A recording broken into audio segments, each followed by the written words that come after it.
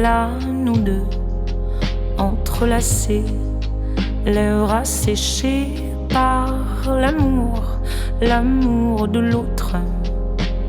Je rêve, je rêve, je rêve. Bonjour, je suis Béatrice Lexia, je suis secrétaire régionale des écologistes Languedoc-Roussillon.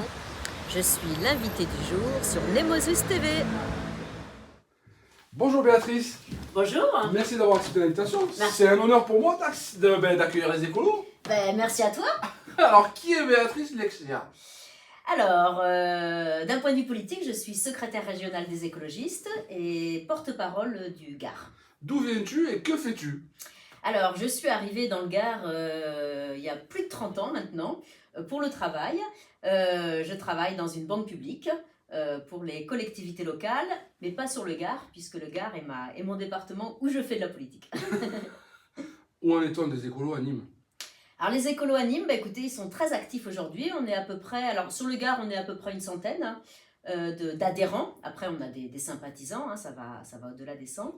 Et on est actifs puisque il se profile des élections des élections municipales, le lapsus, Ouais. des élections municipales l'année prochaine. Donc on est sur le terrain. D'accord.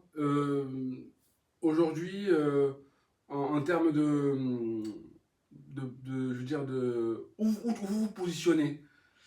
Alors, notre parti politique, il a comme particularité par rapport à d'autres de donner le pouvoir aux groupes locaux de décider quelle est la stratégie. Donc, le groupe local de Nîmes, auquel je n'appartiens pas, moi je suis dans l'Avonage, le groupe local de Nîmes définira une stratégie quand Vincent Bouget, pour ne pas le nommer, dira officiellement qu'il se présente. Et là, donc, il y aura un vote au niveau du groupe local de Nîmes pour dire si on part avec Vincent Bouget ou pas, sachant qu'aujourd'hui, la grande partie des écologistes nîmois participent aux réunions qu'organise l'association portée par Vincent Bouget. Aujourd'hui, tu es délégué dans l'intercommunalité. Alors aujourd'hui, moi je suis élue locale Voilà. dans la commune où j'habite, à Calvisson, et je suis déléguée à la communauté de communes du Pays de Sommières, qui est la communauté de communes dont dépend Calvisson. Alors, politiquement, ça fonctionne comment? Ruralement, la politique, elle est vue différemment. Alors on ne fait pas du tout de la politique en milieu rural ou en milieu urbain De la de la même façon. En milieu rural, il faut davantage composer. En milieu urbain, on va prendre Nîmes par exemple. Nîmes, les choses sont claires. Il y a une liste de droite, une liste d'extrême droite, une liste de gauche, une union de la gauche. En milieu rural, c'est différent. Les habitants n'attendent pas de leurs élus qu'ils se positionnent sur un axe gauche-droite.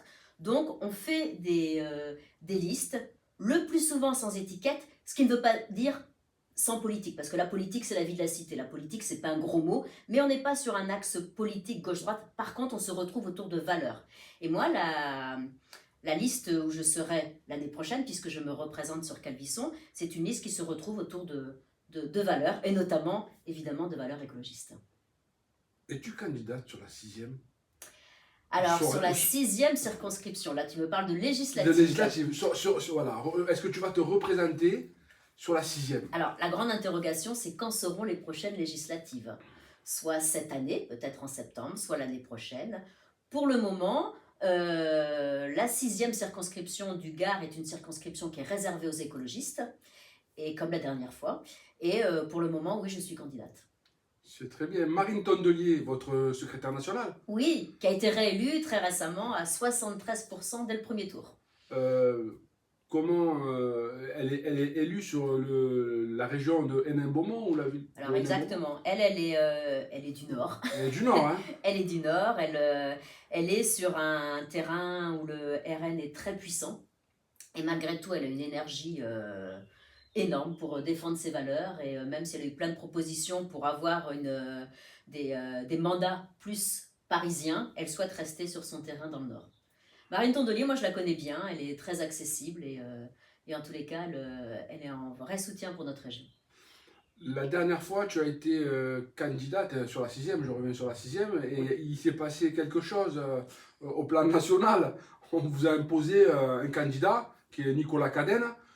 Aujourd'hui, Nicolas Cadenne récemment, ou après les élections législatives, a demandé à intégrer les écolos dans le Gard. Vous lui avez refusé l'accès. Comment se fait-il? Eh bien, c'est vrai que la dernière fois, il y a eu un tour de passe-passe. Les militants locaux avaient souhaité que je me présente sur la 6e circonscription, et puis le national a proposé un candidat d'ouverture. Ils en ont le droit, hein, et il se trouve que c'était Nicolas Cadenne, sauf que c'est la deuxième fois que le national nous impose Nicolas Cadenne, et qui est quelqu'un de bien, sauf que nous, on avait des candidats sur le terrain, hein, donc en l'occurrence, c'était moi qui avais été préféré à Nicolas Cadenne. Donc on a fait la campagne. J'ai quand même décidé, vu l'enjeu face au RN, de ne pas me retirer, de pas que ce ne soit pas des points négatifs par rapport à Nicolas Cadenne. Donc j'ai quand même décidé d'être suppléante sur la circonscription. Mais c'est vrai que la prochaine fois, Nicolas Cadenne ne pourra de toute façon pas représenter les écologistes puisque son adhésion a été refusée. Par le national également, puisque souvent lui fait croire qu'il a été refusé que par un groupuscule ni moi. Non, il a été refusé, son adhésion a été refusée par le national.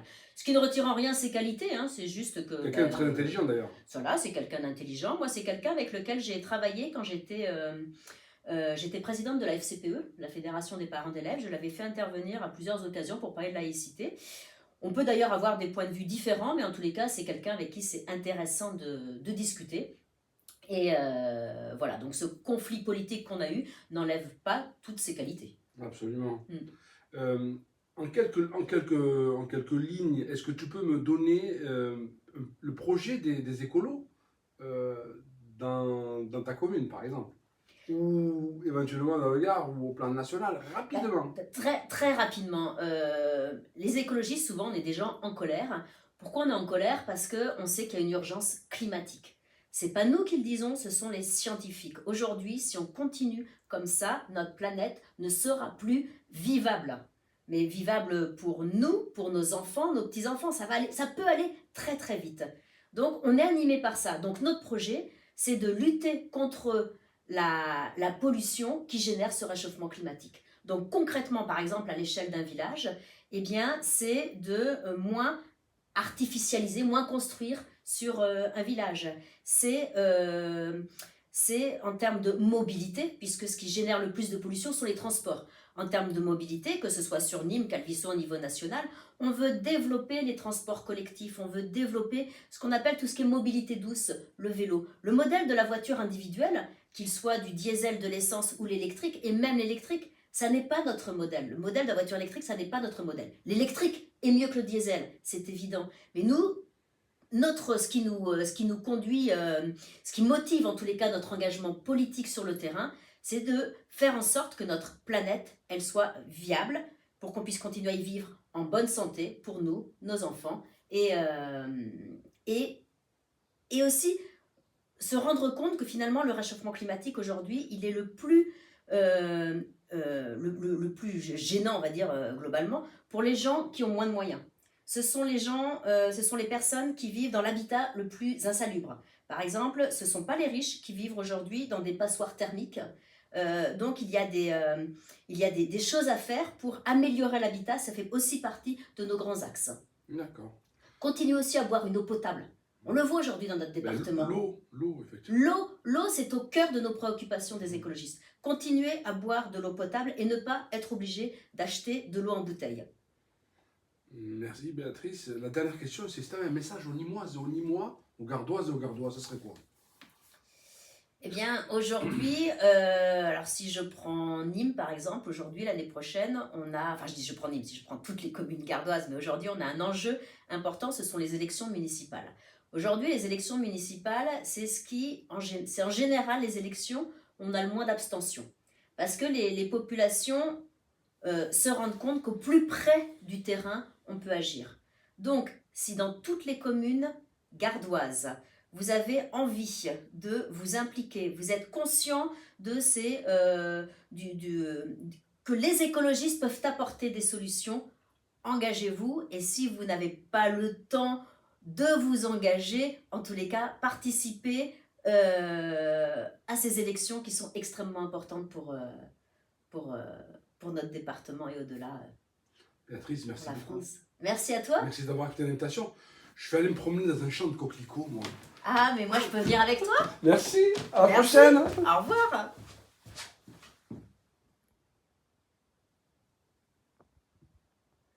Là, nous deux, entrelacés, lèvres asséchées par l'amour, l'amour de l'autre.